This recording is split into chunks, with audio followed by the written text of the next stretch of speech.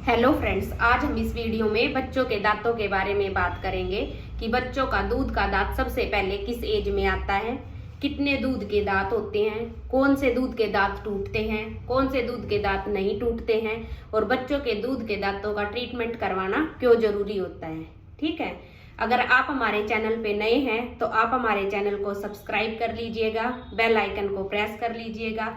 अगर आपको हमारी वीडियो अच्छी लगे तो हमारी वीडियो को लाइक कर दीजिएगा।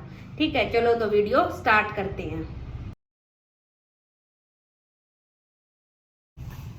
अगर हम बात करें कि बच्चे का दूध का दांत पहला दांत कब आता है, तो बच्चे का दूध का जो पहला दांत है वो 6 से 8 महीने के अंदर आ जाता है। कुछ बच्चों को ये थोड़ा सा जल्दी आ जाता है, यानी 4-5 महीने के अंदर ही आ जाता है, और कुछ बच्चों को ये लेट आता है, यानी 13-14 महीने के बाद आता है।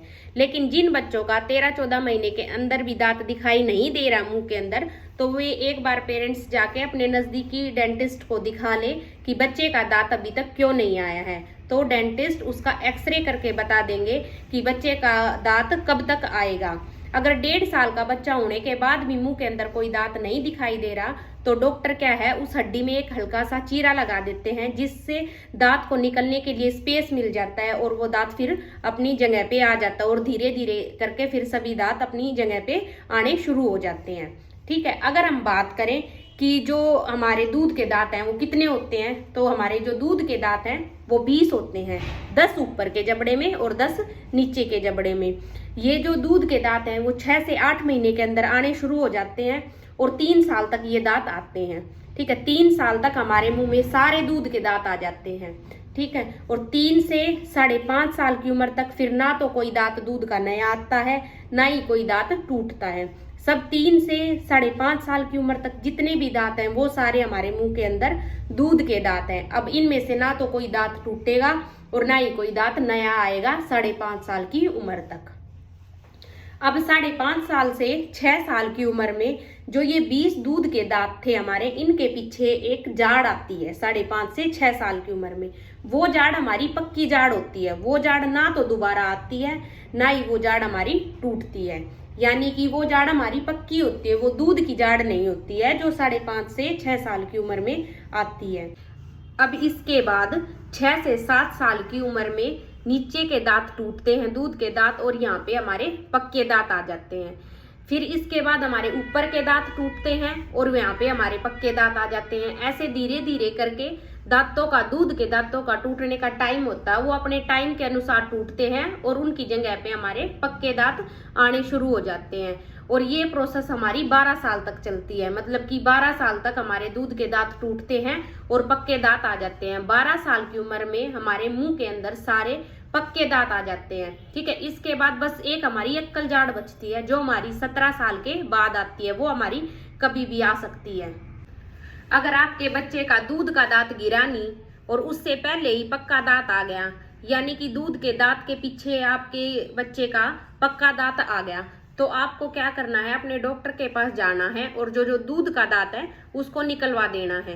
क्योंकि अगर हमारा दूध का दांत वहां पे रहेगा तो जो हमारा पक्का दांत है उसको जगह नहीं मिलेगी आगे आने के लिए, और वो दांत हमारा फिर टेढ़ा आ जाएगा और फिर हमें तार बंधवा के उस दांतों को सीधा करवाना पड़ेगा, जिससे आप लोगों का खर्चा ज्यादा बढ़ जाएगा। तो जब भी आपको ये लगे कि हमारा पक्का दांत आ रहा है बच्चे का और दूध का दांत हमारा नहीं टूटा है, तो आपको उस दूध के दांत को डॉक्टर के पास जाके निकलवा देना है।